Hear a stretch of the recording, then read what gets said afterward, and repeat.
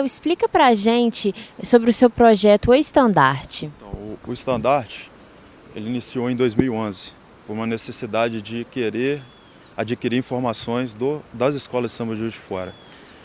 As informações só eram passadas próximo do desfile. Eu ficava um pouco assim, não, mas está acontecendo as coisas, mas ninguém fica sabendo.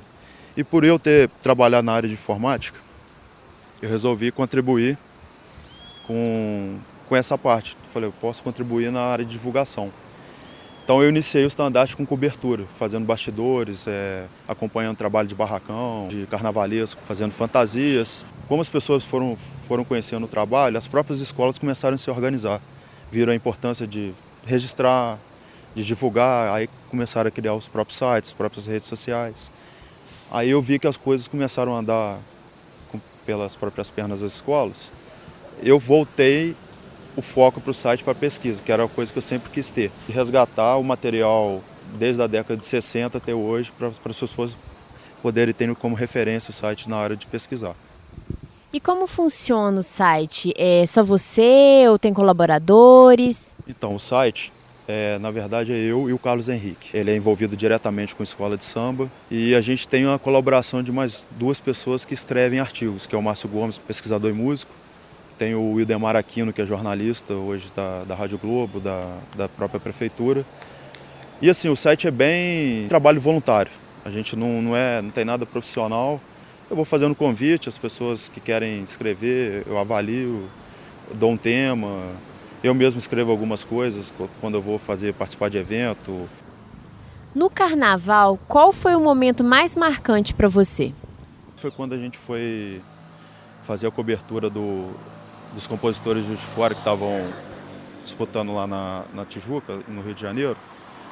Se eu não me engano, foi no ano de 2012.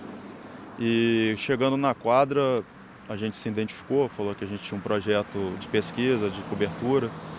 Aí fomos muito bem recebidos lá pela diretoria de harmonia da escola, que chegou e falou que a gente tinha carta branca para a gente andar na escola inteira, visitar, perguntar, fazer entrevista com quem que a gente quisesse.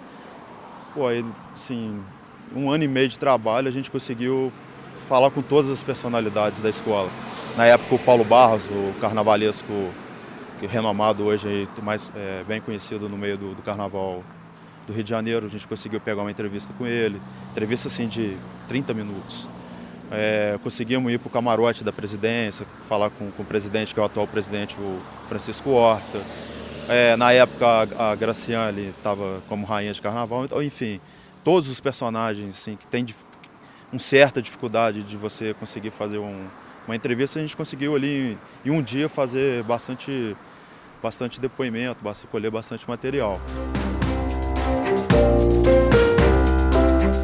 Marcelo, para que time que você torce? Flamengo. E você tem algum profissional que te inspirou, que você acha que você tem como referência? É o Zico, que foi uma pessoa que me fez muito feliz na década de 80. Como atleta, foi uma referência, como pessoa também. E como que foi sua época na faculdade?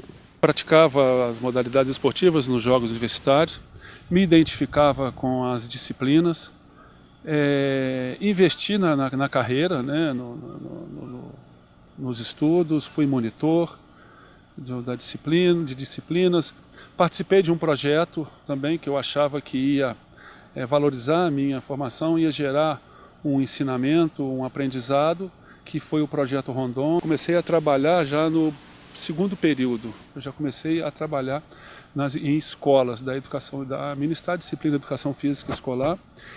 Entrei em academias de ginástica.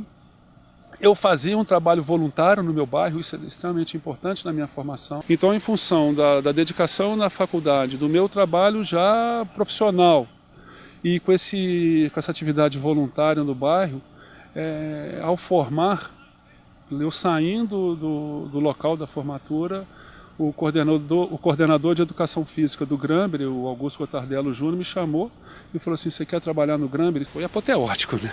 Eu acabar de formar e ser convidado para trabalhar numa instituição renomada. E você chegou a fazer um doutorado em Portugal também, né? Como é que foi essa experiência? Eu trabalhei no Manchester em 94, só que tem que No meio do projeto apareceu um concurso na Faculdade de Educação Física para as disciplinas de futebol, né? E eu fiz, e eu fui aprovado. E ali eu comecei a investir na minha capacitação, isso foi em 1994. E depois eu comecei a acalentar um projeto, né? Que era fazer um doutorado numa área, num local que fosse uma referência nesse esporte. E a Universidade do Porto, ela é uma referência no futebol. Fiquei 4 anos estudando. É legal, porque hoje você acaba participando de vários locais. A rede é vasta em função dessa experiência. Heitor Pessoa percorreu várias regiões de Minas como árbitro. Heitor, como a arbitragem entrou na sua vida? Eu estudava no Grambler e quando faltavam alguns professores de educação física para apitar jogos, e começou. Aí fui vendo, apitava um jogo, outro jogo, fui assimilando com a arbitragem. Aí dali eu fui trabalhar na Liga. O Antônio Gonçalves Neto me convidou para me poder apitar na Liga. Comecei a apitar e fui pegando gosto. Aí eu trabalhava no banco nessa época e fui transferido para Belo Horizonte. E comecei a apitar futebol lá na Federação Mineira de Futebol.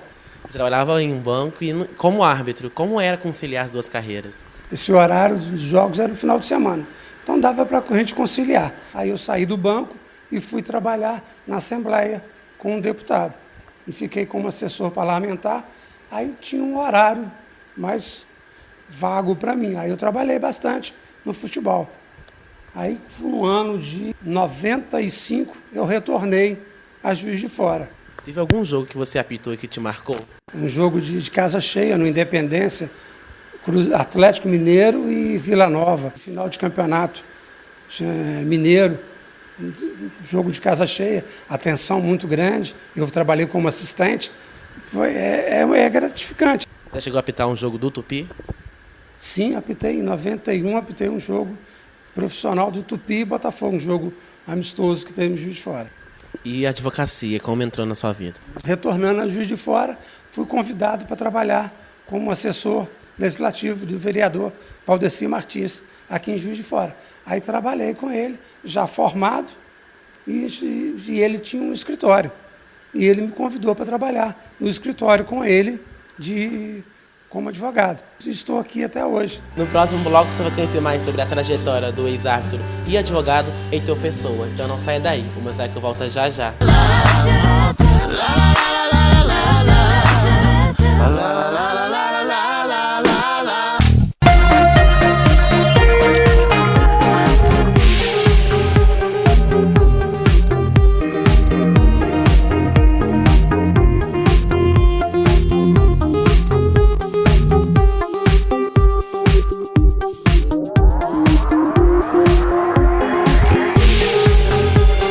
Empório Bahama Centro, a mais avançada tecnologia em supermercado em Minas Gerais.